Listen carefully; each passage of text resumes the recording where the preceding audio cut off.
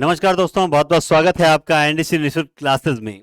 और उम्मीद करता हूं आपके जो अब तक 4 टॉपिक हो चुके हैं, वर्ण, संज्ञा, सर्वनाम, विशेषण, और वो आपको बेहतरीन तरीके से समझ आए होंगे।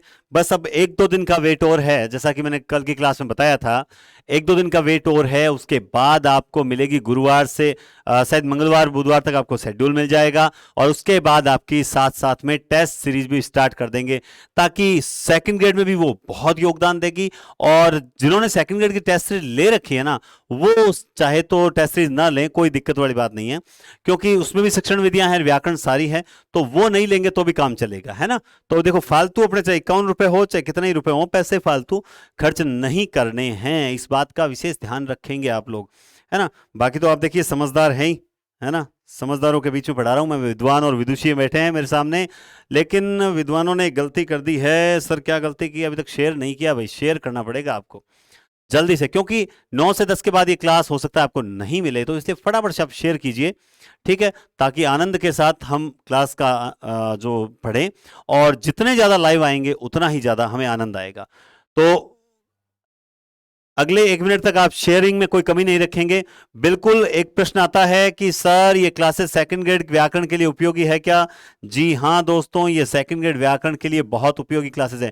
जी हाँ दोस्तों, ये रीट के लिए बेहद उपयोगी है।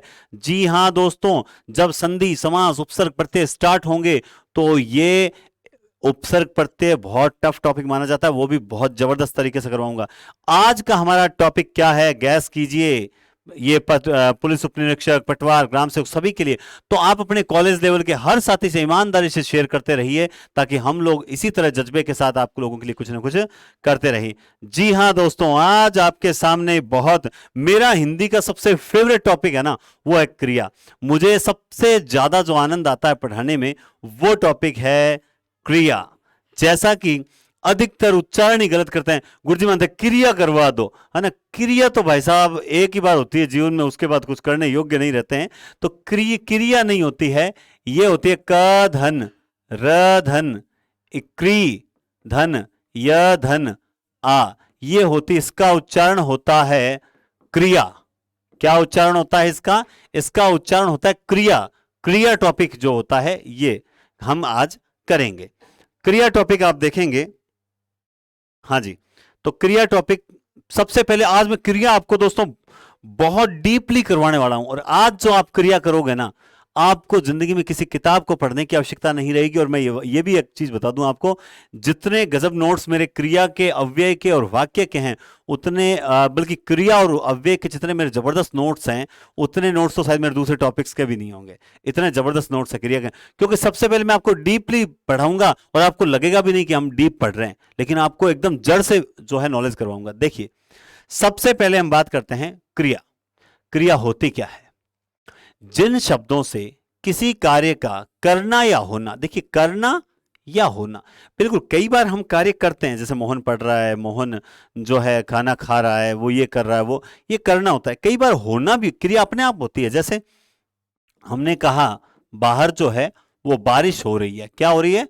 बारिश हो रही है। अब कोई बारिश कर थोड़ी रहा है, गुरुजी ठंडाई को नहीं की, बारिश तो इंद्र भगवान कर रहे हैं। हाँ भाई, कहाँ था इतने इतने दिन, है ना। तो बारिश हो रही है, ये कुछ क्रिया करना या होना, दोनों ही कंडीशन पे जो होती है, या किसी घटना के घटित होने का जब पता कि एक्सीडेंट हो गया, अपने आप ही हुआ है, उस घटना के घटित, भूकंप आ गया तो घटना के घटित, अब भूकंप कोई चल के आता है क्या? भूकंप चल के आया? नहीं आता। तो भूकंप ये किसी घटना के घटित होना, किसी कार्य का करना या होना जहां पाया जाता है, वही क्रिया होती है। क्लियर बात है। उसके बाद आप दोस्तों देखो, भाई क्रिया का जो मूल है वो संस्कृत का धातु है। क्या है? धातु। क्योंकि क्रिया का निर्माण धातुओं से होता है। और कैसे? देखिए, जैसे मैंने कहा चल, तो चल में ना लगा, यानी धातु के पीछे क्या लगा? ना, क्रिया बन जाती है। ठीक है। जैसे दोस्तों मैंने लिखा पढ़ ना, खेल ना, उड़ ना, पी ना, गा ना, जिन इनके सबके पीछे ना लगता हो। और अगर इनमें से ना काट दिया जाए तो पीछे बसता है धातु। जैसे पढ़, जैसे खेल, जैसे उड़, ठीक है, जैसे पी। अब कोई ये कहेगा नहीं सर पढ़ नहीं होता, पठ होता है। बिल्कुल होता है, वो संस्कृत में पठ ही होता है मेरे भाई। ध्यान से। तो संस्कृत में पठ होता है, फिर हम पढ़ पे पहुंचे और पढ़ में जैसे ही हमने लगा दिया ना, तो ये बन गई क्रिया। तो क्रिया के मूल में सदैव क्या होता है? धातु होता है। क्रिया के मूल में सदैव धातु होता है। तो घबराएं नहीं, शेयरिंग करते रहें, शेयरिंग में कोई भी कमी नहीं आनी चाहिए।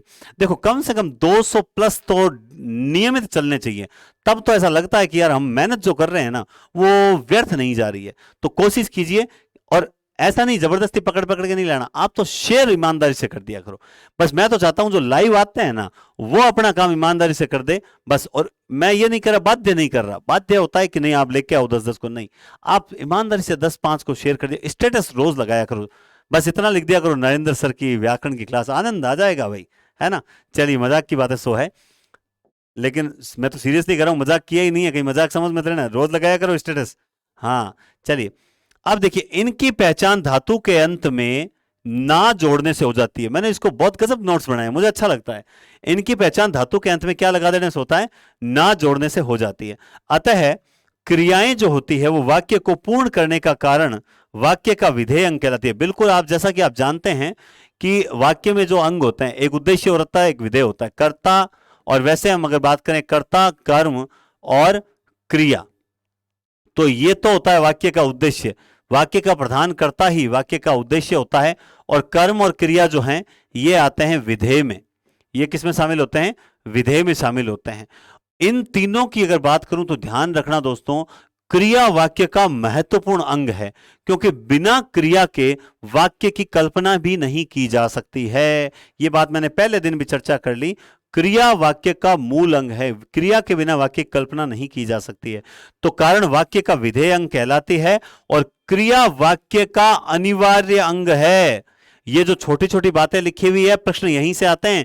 क्रिया वाक्य का अनिवार्य अंग है, इस बात का विशेष ध्यान रख ले, भूले नहीं बिल्कुल भी, है ना। ठीक है, अब देखिए धातु क्रिया के मूल अंगों को, क्रिया का जो मूल अंग होता है उसे ही तो क्या कहते हैं? उसे ही तो धातु कहते हैं। क्रिया का मूल अंग कहते हैं धातु को। जैसे यानी मान लो कोई भी क्रिया, चलना, उड़ना, पढ़ना, खाना, पीना, सोना, जागना, दौड़ना, ये सारी क्रियाएं हैं।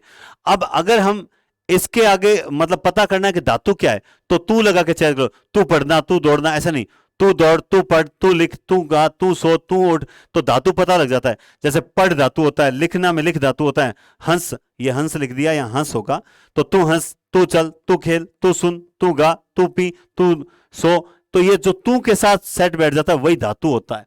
और इनके पीछे अगर ना लग जाए तो वो क्रिया बन जाती है। क्लियर है? अब देखिए, ये धातु के 5 रूप होते हैं। बधाई हो दोस्तों, किताबों में कईयों में 4 ही लिखा हुआ है।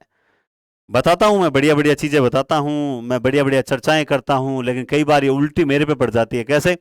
कई बार मैं कुछ ऐसी चीजें बताता हूं जो किताबों में गलत दे रखी है, तो सोचते हैं कि नहीं सर आप अपने आप को ज्यादा समझते हो, आपने उस किताब में ऐसा लिखा। रहे भाई, किताब में गलतियां भी होती है, और मैं ये नहीं कहता मैं विद्वान हूं, और मैं कभी ना तो विद्वान था, ना हूं, और ना बनूंगा। और मैं ये भी कहता हूं अगर आप एक अच्छे स्टूडेंट हैं तो कभी विद्वान बनने की चाह मत रखिए, बस आपको सटीक व्याकरण आनी चाहिए जिससे आप एग्जाम में अच्छे तरीके से फाइट कर सको, बस। तो देखिए दोस्तों, धातु जो होती है वो 5, धातु के 5 रूप हैं। किताबों में 4 ही दे रखा है, कुछ किताबें 5 ही बताती है। सबसे पहला सामान्य धातु होता है। ये जानना जरूरी है, ऐसा मत सोचना मैं डीप बता रहा हूं, ये समझ लोगे ना तो क्रियाएं आगे और होती है। समापिका, असमापिका, तात्कालिक, पूर्वकालिक, नाम धातु, रंजक क्रिया, ये सारी इनसे समझ आएगी। ठीक है, जैसे जिसमें सामान्य धातु क्या होता है? जिसमें ना प्रत्यय लगाकर बनाए गए शब्द हों वो सारे सामान्य धातु हैं। जैसे सो ना, पढ़ ना, उठ ना, जाग ना, ये सारी क्या सामान्य धातु है। सामान्य धातु के पीछे ना लगाओ वो क्रिया का रूप धारण कर लेती है। ये तो होती है सामान्य धातु की बातें। सेकंड धातु जो होता है वो होता है दोस्तों व्युत्पन्न धातु। इसे क्या बोलते हैं? व्युत्पन्न धातु।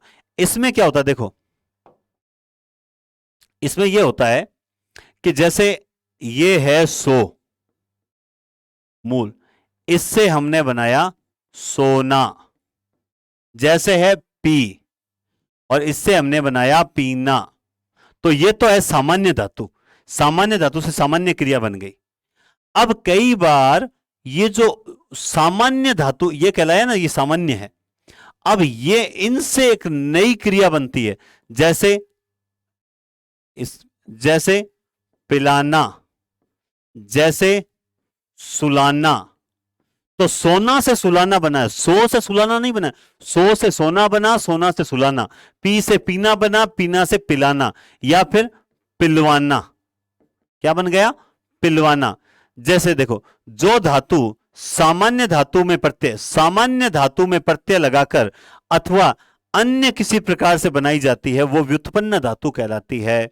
इसको यूं ही समझ सकते हैं, मैंने लिख रखा है देखो, सबसे पहले पी था, पी से हमने बनाया पीना, और पीना से हमने पिलाना और पिलवाना, पीना से हमने पिलाना और पिलवाना, ये दो बनाए। तो ये इस प्रकार की, यानी व्युत्पन्न धातु की खास बात बताऊं क्या आपको, इनमें पीछे ना तो होगा लेकिन इस प्रकार से होगा, ना नहीं होगा, लाना, वाना, वाना, लाना, वाना या लाना ही होता है, ठीक है, ठाना, वाना, है ना। अगर ये केवल उठना होता तो ये सामान्य धातु था, है ना, उठ से उठना बन जाता, लेकिन उठना नहीं है, उठाना है। क्या है? उठाना है। अगर मान लो जैसे सज, सज से बनाया सजना, सजना है, और अब सजवाना, ये क्या हो गई? ये व्युत्पन्न कहलाएगी। ये किस प्रकार की धातु कहलाएगी? जैसे खा है, खा से बना खाना, और फिर हम बनाएंगे खिलाना, तो ये व्युत्पन्न बन गई, और फिर हम बनाएंगे खिलवाना, तो ये कैसी धातु बन गई? ये खिलवाना, ये बन गई व्युत्पन्न धातु। अब इस प्रकार से चीजें मैं बता रहा हूं, मुझे गारंटेड मैं बता दूं कि जो हमारे ऑफलाइन स्टूडेंट अभी वीडियो देख रहे हैं, जिनको मैं बाध्य करता हूं, उनको मैं बाध्य करता हूं कि तुम लोग यूट्यूब की क्लासेस देखा करो। तुम लोग भी नहीं, मैं तो आप लोग ही कहता हूं वैसे, ठीक है। तो लेकिन स्टूडेंट चाहे कितना ही बड़ा हो, वो एक तरह से छोटा ही मान के चलते हैं, है ना। तो उनसे ये हमेशा कहता हूं कि आप ऑफलाइन क्लास, वीडियो वाली क्लास जरूर देखा करें, यूट्यूब वाली अच्छी क्लास है। क्यों कहता हूं? क्योंकि देखो, कोई भी टीचर हो जो अपडेट करता है खुद को, और मैं अपने आप को सदैव अपडेट करता रहता हूं।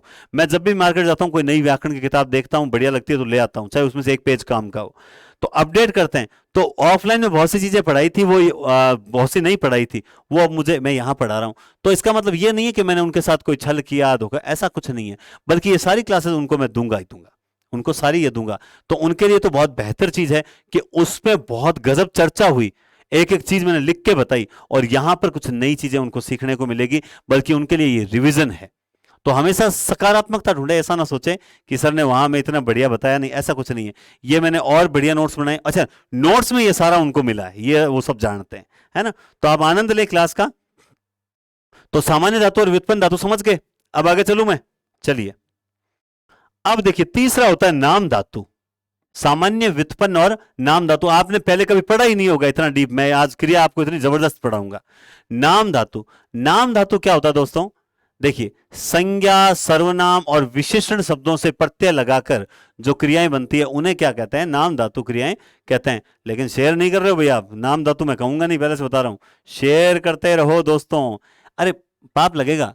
कई कहते हैं नहीं सर गुरुजी मैं तो थाने इतना बढ़िया वीडियो शेयर कराई को नहीं, है ना। अरे क्यों कौन करे बावड़ी, कर दे, है ना। क्यों कौन करे बावड़ा, कर दे भाई। वीडियो शेयर जरूर किया करो, लाइक जरूर किया करो, क्योंकि समय ऐसा है दोस्तों, समय क्या है, जो दिखता है वही बिकता है। कितनी मेहनत कर लें, क्या कर लें, लेकिन संघर्ष, कोशिशें अक्सर कामयाब होती है। मेरा एक आदर्श वाक्य है, संघर्ष हमने भी बहुत किया है और बहुत से एग्जाम भी दिए हैं, लेकिन जो टारगेट था कि एक बार तो सेकंड ग्रेड लगना ही लगना है, और वो लग के रहे। वो कैसे लगे, उसके पीछे एक ही चीज है, कोशिशें अक्सर कामयाब होती है। तुम कोशिश करके तो देखो। लगातार ठोकर तो अक्सर जमाने में सभी खाते हैं, मगर ठोकर खाकर भी अगर संभल जाए तो मजा आ जाए, वही बात है। ठोकरें खाई कोई दिक्कत नहीं है, लेकिन संभल तो जाओ वापस, और ये संभलने का ही मौका है। तो ज्यादा से ज्यादा शेयर करें दोस्तों, और फिर आनंद ले क्लास का। बाकी कमेंट्स पे ज्यादा ध्यान ना दें।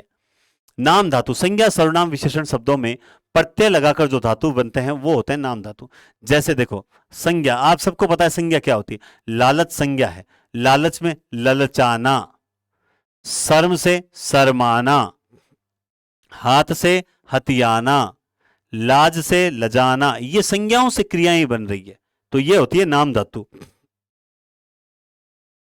सर्वनाम से, सर्वनाम से कैसे? आप से, ये अपनावा नहीं है, अपनाना है, आप नहीं है बल्कि क्या है? अपनाना है। चिकना, चिकनाना, अब बोलोगे सर ऐसा कोई शब्द होता ही नहीं है। अरे होता है, हमने नहीं सुना इसका मतलब ये थोड़ी है कि होता ही नहीं है। भगवान होता ही नहीं है, हमने देखा ही नहीं, हमने देखा नहीं तो होता ही नहीं है ना। जबरदस्त है। चिकना, चिकनाना, गर्म, गरमाना, लंगड़ा, लंगड़ाना, झूठ, जुटलाना, गर्म से गरमाना, लंगड़ा से लंगड़ाना, है ना, वह लंगड़ा कर चल रहा है, झूठ से जुटलाना। तो ये सारे क्या है, संज्ञा सर्वनाम विशेषण से जो क्रियाएं बनती है वो नाम धातु होती है, इसमें ज्यादा टेंशन लेने वाली बात नहीं है। आगे चलें, देखिए आगे चलते हैं तो आता है समिश्र धातु। क्या आता है, चौथा धातु होता है समिश्र धातु, है ना। इसमें क्या होता है, संज्ञा सर्वनाम क्रिया विशेषण के पश्चात करना, क्या है, करना या होना प्रत्यय से बनने वाले धातु समिश्र धातु कहलाते हैं। ठीक है, आप कई बार होता, और ये जो है ना, ये धातु बहुत इंपॉर्टेंट है। कई बार जब अकर्मक सकर्मक करते हैं ना, तो बहुत से स्टूडेंट्स क्या है, गलत कर लेते हैं। जैसे मैं बता दूं, वह वह अपने पिताजी का नाम कर रहा है। एक एक वाक्य बनाया, नॉर्मल वाक्य, वह अपने पिताजी का नाम कर रहा है। अब कई बार कहते हैं ना, बताओ इसमें क्रिया क्या है, तो अधिकतर स्टूडेंट क्या कहते हैं, करना सर, करना क्रिया है। तो फिर कर्म क्या बोला, नाम कर, अरे नहीं, नाम करना क्रिया है, ये रहा है तो सहायक क्रिया है। तो कई बार पता ही नहीं चलता है कि वास्तव में क्या कर रहा है। जैसे वह मंदिर में दर्शन कर रहा है, क्या है, दर्शन कर रहा। तो कई बार कहते हैं सर क्रिया करना है और वो क्या कर रहा है, वो दर्शन कर रहा है। ये गलत है। ये समिश्र धातु है ना, तो होती है ना, ये सबसे इंपॉर्टेंट होती है। समिश्र में क्या होती है, देखो इसमें आपने पढ़ लिया, कोई संज्ञा या सर्वनाम होगा ना, उसके साथ में या तो करना लगा होगा और या होना लगा होगा। जैसे नाम करना, हत्या करना, ये अपने आप में पूरी क्रिया है। क्योंकि नाम के, देखो जो नाम है ना, इसके आगे आप ना लगाकर क्रिया नहीं बना सकते। हत्या है ना, तो आप हत्या के आगे ना लगाकर क्रिया नहीं बना सकते। तो इनके साथ में हमें करना या होना जोड़ना पड़ता है, तब ये पूरी क्रिया बनती है। नाम होना, हत्या होना, मार खाना, रिश्वत खाना, हवा खाना, देना, दर्शन देना, कष्ट देना, धन्यवाद देना। भाई केवल करना या होना नहीं है, खाना, देना, जाना, ये भी कई बार पीछे लगकर पूरी क्रिया बनाते हैं। दर्शन देना, कष्ट देना, धन्यवाद देना, भाग जाना, खा जाना, पी जाना, सो जाना। तो अब ये देखो, सो जाना पूरी क्रिया है, ठीक है, खा जाना पूरी क्रिया है, पी जाना पूरी क्रिया है, भाग जाना पूरी क्रिया है। समझ गए बात को। तो इस प्रकार से जो क्रियाएं बनी हुई होती है उन्हें समिश्र धातु कहते हैं, और समिश्र धातुओं से इस प्रकार की क्रियाएं बनती हैं। समझ गए बात को। आगे देखिए, पांचवा जो धातु होता है, धातु का पांचवा रूप वो होता है अनुकरणात्मक धातु। कौन सा होता है, अनुकरणात्मक धातु। ध्वनियों के अनुकरण से हम लोग बड़े टैलेंटेड लोग हैं। हम क्या ध्वनियों के अनुकरण से क्या क्रियाएं बना लेते हैं। कैसे बना लेते हैं, देखो जैसे हमारी कान के आसपास मक्खी भिनभिना रही है, हमने कहा क्या भिन भिन भिन कर रहा है, क्या सरसर आ रहा है, क्या चरचर आ रहा है, क्या टरटर आ रहा है, क्या परपर आ रहा है। ये देखो फटाफट क्रियाएं बना लेते हैं, हम टैलेंटेड लोग हैं। भिन भिनाना, घोड़ा हिन हिन करता है, हिन हिनाना, खटखट की आवाज आ रही है, वो खटखटा कौन, खटखटाना, है ना। ये चिक चिक क्या बोला, चिक चिकाना। ये सरसर क्या बोला, सरसराना, है ना। तो इस तरह से हम हजारों अनुकरणात्मक, जहां पे एक ही चीज का अनुकरण होता है लगातार, हिन हिन हिन हिन, भिन भिन भिन भिन, खट खट खट खट खट खट, है ना, तो ये अनुकरणात्मक धातु कहलाती है। तो इस प्रकार 5 प्रकार के धातु होते हैं, और 5 प्रकार के धातुओं से अलग अलग प्रकार की क्रियाएं बनती है। तो ये उम्मीद करता हूं अब यहां तक आपको बड़ा आनंद आया होगा। अब हम क्रिया में प्रवेश करेंगे। ये तो क्रिया की रूपरेखा थी, है ना। अच्छा, ये पेज खाली छोड़ रखा है क्या, चलो ये पेज, इस पेज का बाद में काम लेंगे। अब आइए दोस्तों, अब हम बात करते हैं क्रिया के भेद। किसकी बात करते हैं, क्रिया के भेद। तो क्रिया के जो भेद हैं वो 3 भेद हैं। क्रिया के भेद कितने हैं, 3 प्रकार के भेद हैं। कितने भेद हैं, 3 प्रकार के भेद होते हैं क्रिया के। पहला भेद होता है कर्म के आधार पर, दूसरा काल के आधार पर, तीसरा प्रयोग या रचना के आधार पर। कुछ किताबें इसमें 2 भेद भी मानती है, उसमें अपनी कोई गलती नहीं है। अपने तो दोनों स्थितियां आपके सामने रख देते हैं, है ना। तो कुछ लोग क्या करते हैं कि क्रिया के 2 ही भेद किताबें, यही टीचर गलत थोड़ी पढ़ाता है, चाहे कोई से भी सर पढ़ा रहे हो, कोई से मैडम पढ़ा रहे हो यूट्यूब पे, क्या वो गलत पढ़ा रहे हैं क्या, नहीं, वो गलत नहीं पढ़ा रहे। वो एक्चुअली है क्या कि वो जिस किताब का सहारा ले रहे हैं उस किताब के अंदर 2 लिखा हुआ है, मैं जिसका सहारा ले उसमें 3 लिखा हुआ है। सर सही क्या है, सही एनसीईआरटी जो मान रही है वो सही है, न वो सही न मैं सही, एनसीईआरटी में जो लिखा है वो फाइनल सही। एनसीईआरटी कहती है क्रिया के भेद जो है वो 3 प्रकार के, कर्म, काल या फिर प्रयोग। जैसे विशेषण 4 होते हैं, लेकिन हमें तो पता है कि भाई विशेषण 5 करने हैं, तो वो चीज है। कर्म के आधार पर क्रिया के जो दोस्तों हैं दो भेद होते हैं। क्या होते हैं? क्रिया के दो भेद होते हैं। कर्म के आधार पर दो भेद होते हैं। एक होता है अकर्मक क्रिया और दूसरा होता है सकर्मक क्रिया। अकर्मक क्रिया वो होती है जहां क्रिया का प्रभाव सीधे सीधे किस पर पड़ता है? कर्ता पर पड़ता है, वो अकर्मक क्रिया होती है। जब क्रिया का प्रभाव सीधे सीधे कर्ता पर पड़ता है तो वो अकर्मक क्रिया कहलाती है। और जब क्रिया का जब क्रिया का जब क्रिया का जो है फल कर्ता पर न होकर किस पर पड़ता है? कर्म पर पड़ता है, तब वहां पर होती है सकर्मक क्रिया। कौन सी होती है? सकर्मक क्रिया होती है। ठीक है, जैसे इसमें देखेंगे आप, हंसता है, क्रिया क्या है? हंसता है, हंसने का प्रभाव किस पर पड़ रहा है? राम पर। चिल्लाती है, चिल्लाने का प्रभाव किस पर पड़ रहा है? सीता पर। रो रहा है, रोने का प्रभाव किस पर पड़ रहा है? सीता पर। तीनों उदाहरण में हंसना, रोना, चिल्लाने का प्रभाव कर्ता पर पड़ रहा है, इस कारण से यहां कर्मक क्रिया है।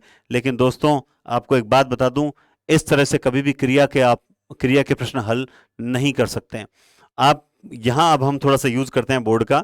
देखो, सबसे पहले मैं यहां दो चार वाक्य लिखूंगा, एक दो तीन, तीन वाक्य लिखूंगा। आप देखो, मैंने एक लिखा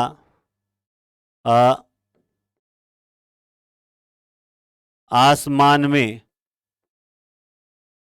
पक्षी उड़ रहे हैं। ठीक है, और राजेश सड़क पर बैठा है। और एक हमने लिख दिया, कैलाश पानी पी रहा है। एक और लिख देते हैं दोस्तों, विकास बाजार से सब्जी लेकर आया। ये चार हमने वाक्य लिखे। अब इन चार वाक्यों में हमें देखना है अकर्मक है या सकर्मक क्रिया। देखो, आप लोगों को क्रिया आती है तो बहुत अच्छी बात है, नहीं आती है तो भी बहुत अच्छी बात है, नहीं आती है तो उससे भी अच्छी बात है। अब देखो, आपको आती है और आपने आज तक कभी कोई क्वेश्चन गलत नहीं किया, वो एक अलग मैटर है।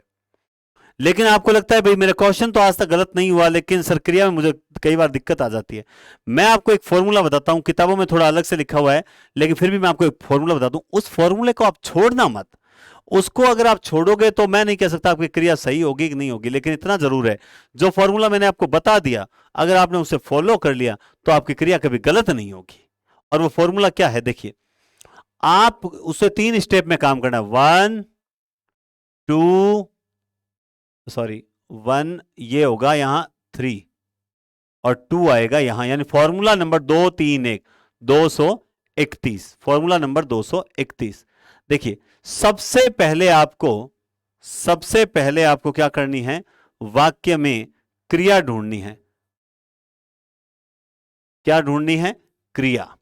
जैसे ही आपको वाक्य में क्रिया मिल जाती है, उसके बाद आप ढूंढोगे क्रिया को करने वाला। कभी भी कर्ता को मत ढूंढो। क्या ढूंढना है? क्रिया को करने वाला। मिल गया तो क्रिया मिल गई और क्रिया को करने वाला मिल गया, उसके बाद बीच में लगा दो क्या। तो ये एक प्रश्न बनेगा। देखिए, पहले वाले वाक्य में क्रिया क्या है? तो आप देखेंगे पहले वाले वाक्य में क्रिया है उड़ रहे हैं। अब आप देखो, आप एक बात सोचिए, अभी तक आप में से कई लोगों ने इसको सकर्मक क्रिया बताई होगी कि आसमान में क्या उड़ रहे हैं? पक्षी उड़ रहे हैं। उत्तर आ गया होगा, आप में सकर्मक बता दी होगी। कईयों ने इसमें अकर्मक बता दी होगी अब तक कि इसमें सर अकर्मक है, लेकिन कैसे है वो किसी ने नहीं बताई है। देखिए, उड़ रहे हैं क्रिया है। अब पहला स्टेप हो गया हमारा, क्रिया उड़ रहे हैं। उड़ने का काम कौन कर रहा है? दूसरा स्टेप क्या है? क्रिया को करने वाला ढूंढना है। तो उड़ने का काम करने वाले हैं पक्षी। क्या है? पक्षी। तो क्रिया मिल गई, उड़ रहे हैं, और उड़ने का काम कौन कर रहा है? पक्षी कर रहे हैं। तो बीच में लगा दो क्या। तो पक्षी क्या उड़ रहे हैं? उत्तर आया क्या वाक्य में? अगर वाक्य में उत्तर आए तो सकर्मक, उत्तर नहीं आए तो अकर्मक। तो पक्षी क्या उड़ रहे हैं? उत्तर नहीं आया तो इसमें अकर्मक क्रिया है। कौन सी है? अगर सर आपने प्रश्न गलत बनाया, प्रश्न सीधा बन रहा है, आसमान में क्या उड़ रहे हैं? आसमान में पक्षी उड़ रहे हैं। भाई मेरे ऐसा प्रश्न बनाया ना तो 2.66 नंबर का पक्षी उड़ जाएगा सेकंड ग्रेड में, ध्यान रखना है ना। प्रश्न बनेगा क्रिया क्या उड़ रहे हैं, उड़ने का काम कौन कर रहा है? पक्षी, और बीच में क्या लगा दो? पक्षी क्या उड़ रहे हैं। उत्तर नहीं आएगा, इसमें अकर्मक क्रिया होगी। अगला देखिए, क्रिया क्या है? बैठा है। और बैठने का काम कौन कर रहा है, यानी क्रिया को करने वाला कौन है? राजेश। दोनों के बीच में क्या लगा दो? राजेश क्या बैठा है? उत्तर नहीं आएगा। तो कौन सी क्रिया इसमें भी? इसमें भी अकर्मक क्रिया है। अब किसी ने प्रश्न बना लिया, सर उत्तर आ रहा है ना, राजेश सड़क पर बैठा है, तो तूने प्रश्न क्या बनाया? राजेश कहां पर बैठा है? कहां नहीं बनेगा, आपको सिर्फ क्या ही लगाना है, राजेश क्या बैठा है, तब उत्तर नहीं आएगा। उत्तर नहीं आएगा, इसका मतलब कौन सी क्रिया है? अकर्मक है। अगला देखिए, क्रिया क्या है? पी रहा है। और पीने का काम कौन कर रहा है? कैलाश। तो कैलाश क्या पी रहा है? उत्तर आया क्या? उत्तर नहीं आया क्या? उत्तर आया साहब। कैलाश क्या पी रहा है? उत्तर आया पानी। उत्तर आया पानी। तो कैलाश क्या पी रहा है? पानी पी रहा है, उत्तर आया। इसका मतलब कौन सी क्रिया है? सकर्मक क्रिया है। विकास बाजार से सब्जी लेकर आया, क्रिया क्या है? आया, है ना। सॉरी, क्रिया क्या होगी? बाजार से सब्जी, क्रिया क्या? लेकर आया। क्रिया क्या है? लेकर आया, वही सेम बात होगी ना। क्रिया लेकर आया, समिश्र धातु वाले। और लेकर आने का काम किसने किया? विकास ने। सर आपने क्रिया आया क्यों नहीं मानी? देखिए, मुख्य काम इसमें क्या हो? सब्जी लेकर आना है ना। क्या लेकर आया? सब्जी। उत्तर क्या आया? विकास क्या लेकर आया? उत्तर आया सब्जी। सब्जी को लेकर आया, इसका मतलब सही उत्तर है। तो इसमें क्रिया कौन सी होगी? सकर्मक क्रिया होगी। अगर उत्तर आ जाए तो सकर्मक, उत्तर नहीं आए तो अकर्मक। देखो एक चीज बताता हूं, आप जो इस प्रकार प्रश्न होता है ना, जैसे पानी में मछलियां तैर रही है, हम इतना सरल वाक्य जब देखते हैं ना तो हम सीधा कर देते हैं कि पानी मछलियां तैर रही है, हम प्रश्न बना देते हैं पानी में क्या तैर रही है, उत्तर आ जाता है मछलियां। लेकिन ऐसा नहीं होता है, हम ये सरल वाक्य तो ज्यादा गलत करवाता है। हम अपने स्टेप से चलेंगे, और हमारा स्टेप क्या था? हमारा स्टेप था, पहला स्टेप था एक, हमारा जो पहला स्टेप था एक नंबर, वो ये था हमें वाक्य में क्रिया ढूंढनी है। तो इस वाक्य में क्रिया क्या है? तैर रही है। दूसरा स्टेप था क्रिया को करने वाला ढूंढना है, भाई क्रिया को कर कौन रहा है? तो दूसरा स्टेप था करने वाला, तो यहां पे तैरने का काम कौन कर रही है? मछलियां कर रही है। और तीसरा स्टेप हमारा क्या था? बीच में क्या लगा दो? क्या लगा दो। तो मछलियां क्या तैर रही है, उत्तर नहीं आएगा, तो कौन सा होगा? अकर्मक होगा। तो प्रश्न सही बनेगा तो उत्तर नहीं आएगा, गलत प्रश्न बनाया तो उत्तर आ जाएगा।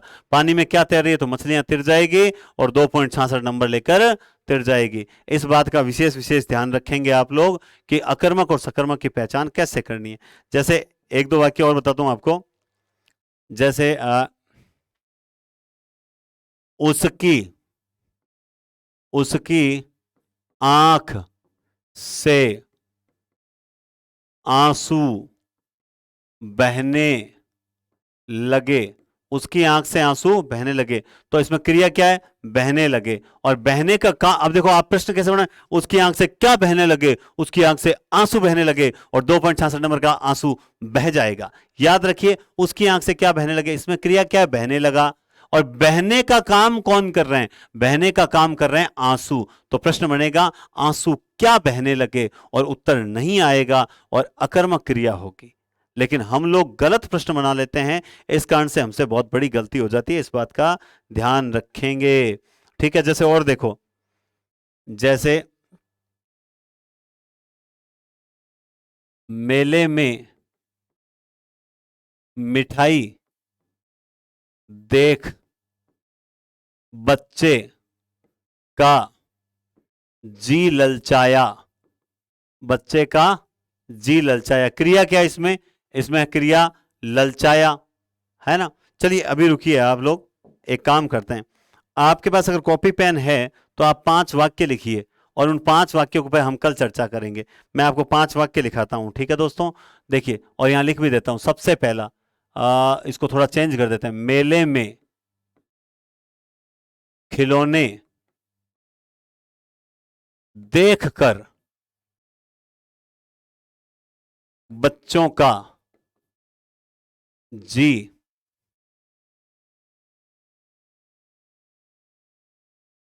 ललचाने लगा, एक तो ये वाक्य है, इसमें आपको सकर्मक अकर्मक बताना है। दूसरा है उसका हाथ दर्द करने लगा। ये लगा है, ठीक है, उसका हाथ दर्द करने लगा, ठीक है। तीसरा है वह अपना सिर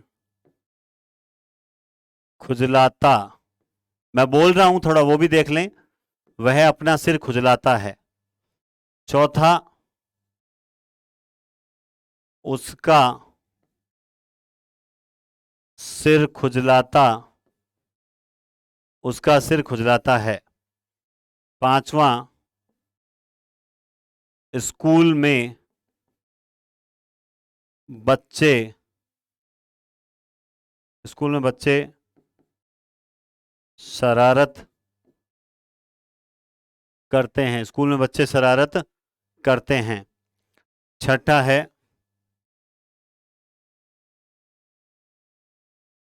विद्यालय से लड़के का जी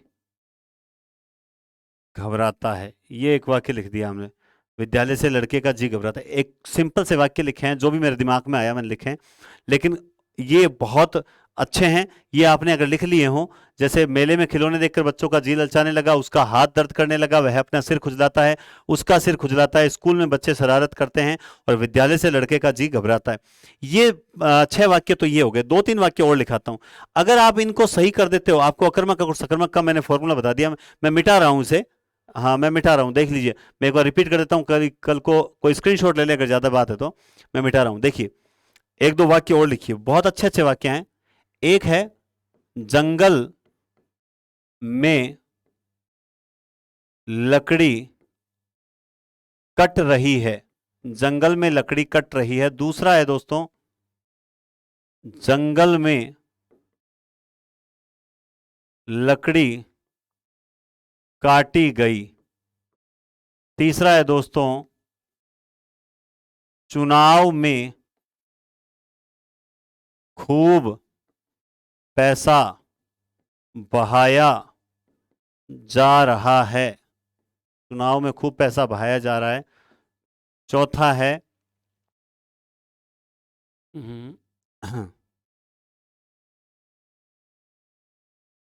मेले में बहुत लड्डू बांटे गए। कितने हो गए? 4 ही हो गए। 6 वो लिखा दिए, 4 ये हो गए। एक और लिखा देता हूं, विजय के बाद ध्वजा आसमां चूम रही थी। नहीं, आसमां, ये रुको, ये रहने दो एक बार, ये 5वां वाक्य रहने देना। ये एक बार मिटा रहा हूं मैं, दोबारा लिखता हूं ये। एक लास्ट वाक्य जो दोबारा लिख देता हूं, विजय के बाद, विजय के बाद राज्य में ध्वजा फहरा रही थी। बस ये वाक्य है। तो अब एक बात ध्यान रखना, इतने वाक्य मैंने आपको लिखा दिए। एक बात ध्यान रखना, विजय के बाद राज्य में ध्वजा फहरा रही थी, मैंने ये लिख दिया है, विजय के बाद राज्य में ध्वजा फहरा रही थी, ये वाक्य था। इसमें से आपको क्रिया आती है तो अच्छी बात है, नहीं आती है तो अच्छी बात है। लेकिन एक बात मेरी मानना, मानना मेरी बात, आप फॉर्मूला नहीं छोड़ेंगे, आप ट्रैक नहीं छोड़ेंगे। सबसे पहले आपको वाक्य में क्रिया ढूंढनी है। दूसरे नंबर पे आपके दिमाग में यह चलना चाहिए कि क्रिया को करने वाला कौन है। क्रिया को करने वाला दोनों मिल जाए तो तीसरे नंबर पे आप दोनों के बीच में क्या लगा दो। जैसे मैंने लिखा, एक वाक्य लिखा, घर में पिताजी, घर में पिताजी टीवी देख रहे थे। अब यहां पे देखिए सबसे पहला स्टेप क्रिया क्या है, देख रहे थे। दूसरा स्टेप, देखने का काम कौन कर रहे हैं, क्रिया को करने वाला, तो पिताजी। बीच में क्या लगा दो, तो पिताजी क्या देख रहे थे, तो उत्तर आ गया टीवी। इसका मतलब इसमें सकर्मक क्रिया। आप कितना भी सरल प्रश्न क्यों ना हो, आप एक बार के लिए ये मान ले कि मुझे किसी भी कंडीशन पर जो है वो इस ट्रैक को नहीं छोड़ना, ये फॉर्मूला रखना ही रखना है। अगर ये फॉर्मूला नहीं छोड़ोगे ना तो गलत नहीं होगी क्रिया। बाकी देखो, यूट्यूब पर क्लास में, ऑफलाइन क्लास में कौन आता है जिस बच्चे को लगता है कि नहीं मुझे पढ़ने की आवश्यकता है। और कुछ क्या होता है, मतलब अपने ओवर कॉन्फिडेंस में। आप में से बहुत से स्टूडेंट्स हैं जिन्होंने आज तक सिर्फ नौकरी इसलिए खो दी है, सरकारी नौकरी या टीचर बनना या पटवारी ग्राम सेवक, इसलिए खो दिया क्योंकि ओवर कॉन्फिडेंस में बहुत कर देता है पेपर के अंदर। पेपर में ओवर कॉन्फिडेंस नहीं चलता है। जो पेपर बनाने वाला है ना, यकीनन वो आपसे बहुत आगे है। जो पेपर बनाने वाला है उसके दिमाग में पेपर बनाते समय क्या चीज चली होगी वो आप गैस नहीं कर पाए। इसलिए पेपर धैर्य के साथ किया करो। और जो फॉर्मूले टीचर बताता है ना, वो टीचर इतना बेवकूफ नहीं है, वो आपको बहुत बढ़िया चीज बता रहा है, उसको फॉलो कीजिए। ठीक है। तो आज की क्लास को हम यहीं समाप्त करेंगे। उम्मीद है आपको ये धातु वगैरह जो बताए गए आपको बहुत अच्छा लगा होगा। और ज़्यादा से ज़्यादा डिस्क्रिप्शन में हिंदी पॉइंट एप्लीकेशन दी हुई है। हिंदी पॉइंट एप्लीकेशन पे जिन्होंने अब तक कोर्स खरीद लिया है उनको सबको धन्यवाद। टेस्ट सीरीज 2-4 दिन के अंदर सभी विषयों की टेस्ट सीरीज भी उपलब्ध करवा दी जाएगी। और बढ़िया तरीके से पढ़ते रहें। और मेरा पूरा प्रयास है कि डे नियमित आएँ। एक समय यह था कि 2-2 3 दिन क्लास नहीं होती थी, आजकल मैं नियमित आ रहा हूँ, ये बहुत बड़ी बात है। बिकॉज ऑफ यू, सिर्फ और सिर्फ आप लोगों के कारण। आप सभी का तहे दिल से धन्यवाद। और ज्यादा से ज्यादा लाइक करें, शेयर करें। कल से यानी सोमवार शाम रात 10 बजे से सर जो हैं, सिहाग सर की सामाजिक की क्लासेस जो हैं वो क्रमबद्ध रूप से स्टार्ट हो जाएगी। और पर्यावरण वाले साथियों के लिए ये बहुत खुशखबरी है कि उनके लिए भी विधिवत क्लासेस, नियमित क्लासेस स्टार्ट कर रहे हैं। तो बहुत बहुत धन्यवाद। जिन्होंने टेलीग्राम चैनल ज्वाइन नहीं किया है, NDC क्लासेस नाम से टेलीग्राम चैनल जो है वो जरूर ज्वाइन करें। बहुत बहुत धन्यवाद और शुभ रात्रि। नमस्कार दोस्तों।